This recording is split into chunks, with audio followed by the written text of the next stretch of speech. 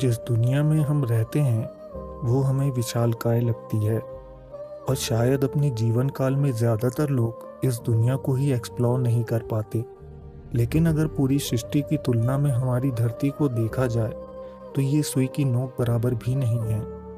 इस अनंत ब्रह्मांड में अनगिनत ऐसे प्लैनेट्स मौजूद हैं जहाँ जीवन फल फूल रहा है।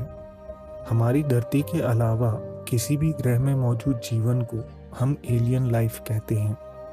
इनमें से कुछ प्लैनेट्स ऐसे भी हैं जहां मौजूद लोग हमसे कहीं ज़्यादा उन्नत हैं। ऐसे लोग शुरुआत से ही हमारी धरती के संपर्क में रहे हैं और आज भी इनके आने की घटनाएं होती रहती हैं।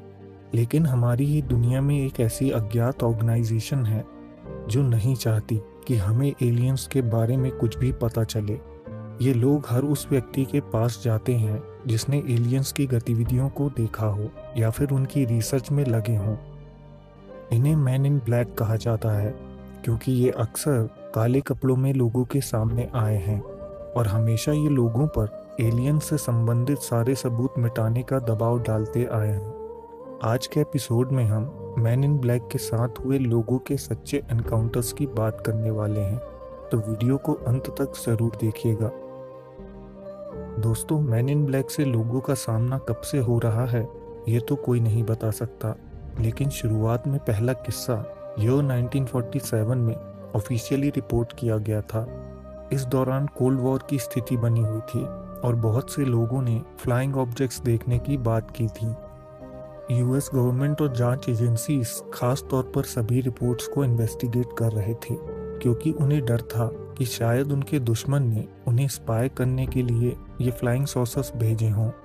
ये किस्सा है 21 जून 1947 का। वॉशिंगटन के मॉरी आइलैंड पर एक बोट में मौजूद फिशरमैन हैरोल्ड हेल अपने बेटे और कुत्ते के साथ किसी काम से जा रहे थे। अचानक उन्हें आसमान में डोनट के आकार में 6 फ्लाइंग सॉसर्स दिखाई दिए। आश्चर्य से वो उन उड़ंत स्त्रियों को देख ही रहे थे कि एक यूएफओ थोड़ा नीचे आया और उसने पिघले हुए गर्म पदार्थ को उनकी बोट के ऊपर छोड़ दिया। इस पदार्थ की वजह से हैरोल्ड के बेटे चार्ल्स के हाथ में गंभीर चोट लगी और उनके कुत्ते की मौत हो गई। हैरोल्ड ने इस घटना के बारे में अपने नेबर्स और रिश्तेदारों से बात की और जल्द ही उनसे मिलने एक रहस्यमयी व्यक्ति आया जिसने पूरे ब्लैक कपड़े पहने हुए थे। इस आदमी ने हैरोल्ड पर दबाव डाला कि वो अब इस इंसिडेंट के बारे में किसी से बात ना करें और अपने बयान से मुकर जाएं। जल्द ही एयरफोर्स के कई एजेंट्स ने हैरोल्ड से संपर्क किया क्योंकि वो इस इंसिडेंट से संबंधित डेटा कलेक्ट करना चाहते थे। इसके बाद एफबीआई ने हैरोल्ड के बयान के आधार पर एक रिपोर्ट तैयार की जिसकी फोटोकॉपी आप स्क्रीन पर देख सकते हैं। हैरोल्ड ने फिर बयान दिया कि वो सभी बातें एक होक्स थी और उन्होंने झूठ कहा था। लेकिन कुछ सालों बाद उन्होंने बताया कि उनके ऊपर ये बयान देने के लिए दबाव डाला गया था। दबाव डालने वाला व्यक्ति वही मैन इन ब्लैक था। ईयर 1976 में डॉक्टर हेबर्ट हॉपकिंस के साथ भी एक रहस्यमयी किस्सा हुआ। हॉपकिंस एक डॉक्टर और हिप्नोटिस्ट थे और उस दौरान वो यूनाइटेड स्टेट्स के मेन सिटी में एक यूएफओ टेलीपोर्टेशन केस पर काम कर रहे थे। एक दिन उन्हें एक व्यक्ति का फोन आया। उसने बताया कि वो New Jersey UFO research organisation का वाइस प्रेसिडेंट है। वो हॉपकिंस से शाम को मिलना चाहता था और इस केस के बारे में कुछ डिटेल्स डिस्कस करना चाहता था। हॉपकिंस ने उसे इनवाइट कर लिया। कुछ ही मिनट बाद एक व्यक्ति उनके पास आया। उस व्यक्ति ने ब्लैक सूट, ब्लैक हैट और वाइट शर्ट पहन रखा था। उसने अपनी हैट उतारी तो हॉपकिंस उसे देखकर हैरान रह गए। उसके चेहरे पर कोई बाल नहीं थे, ना ही आईब्रोस, ना ही दाढ़ी मूछ, ना ही सर पर बाल। उसकी स्किन एकदम डेड वाइट थी।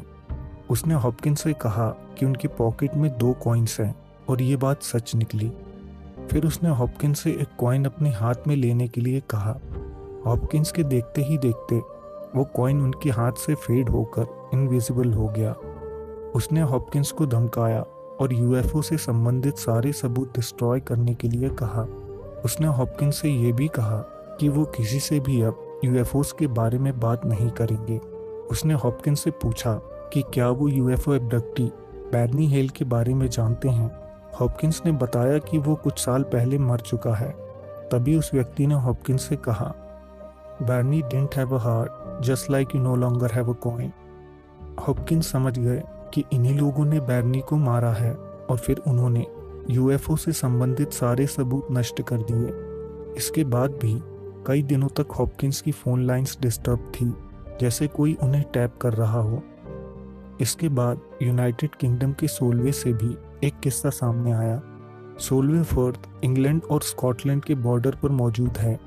जिम टेम्पल्टन नाम के एक व्यक्ति ने फील्ड्स में खेलते हुए अपनी बेटी की तस्वीर ली। तस्वीर लेते समय सब कुछ नॉर्मल था, लेकिन फ़ोटो डेवलप होने के बाद उन्हें स्पेस सूट में एक व्यक्ति उनकी बेटी के पीछे खड़ा दिखाई दिया। जिम को तस्वीर पर शक हुआ और उन्होंने कोडैक कंपनी से संपर्क करके ये तस्वीर चेक करवाई, क्योंकि वो फ़ोटो रील उसी कंपनी की थी। उन्होंने वेरीफाई किया कि ये कोई कैमरा ग्लिच नहीं, बल्कि फ्रेम में मौजूद वो व्यक्ति असली है। जल्द ही जिम के पास दो व्यक्ति आए जो एक दूसरे को नंबर 9 और नंबर 10 के नाम से संबोधित कर रहे थे। उन्होंने जिम से उस इलाके के बारे में पूछा जहां ये तस्वीर ली गई थी, लेकिन जिम ने जैसे ही उन्हें बताया कि तस्वीर लेते समय उन्होंने ऐसे किसी व्यक्ति को नहीं देखा था, तो वो गुस्से में आ गए और वहां से चले गए। बाद में ऑस्ट्रेलियन मिसाइल लॉन्च पैड के स्टाफ ने टेम्पल्टन से संपर्क किया और उन्हें बताया कि उन्होंने सिक्योरिटी कैमरास में दो ऐसे ही व्यक्ति रिकॉर्ड किए हैं जैसे कि जिम की तस्वीर में हैं। ये ऑस्ट्रेलियन मिसाइल दरअसल उसी इलाके से 20 मील की दूरी पर बनाई गई थी जहां टेम्पल्टन ने वो तस्वीर ली थी। अगला किस्सा मैन इन ब्लैक का सबसे बड़ा सबूत है, जहां एक होटल के सीसीटीवी फुटेज में मैन इन ब्लैक कैप्चर हुए हैं। कनाडा में नायग्रा फॉल्स के पास मौजूद होटल के स्टाफ ने मैनेजर से कहा, एक दिन पहले दो अजीब व्यक्ति उन्हें ढूंढ रहे थे। उस मैनेजर ने नायग्रा फॉल्स के पास ही एक यूएफओ को देखा था और वो उस किस्से को लोगों के साथ शेयर कर रहा था। स्टाफ ने बताया कि वो लोग बहुत लंबे थे, उनके फेस पर कोई फेशियल हेयर नहीं थे, उनकी स्किन एकदम वाइट थी और उन दोनों का चेहरा एक ही था। ये एक लौती ऐसी वीडियो फुटेज है जिसमें मैन इन ब्लैक को कैप्चर किया गया है।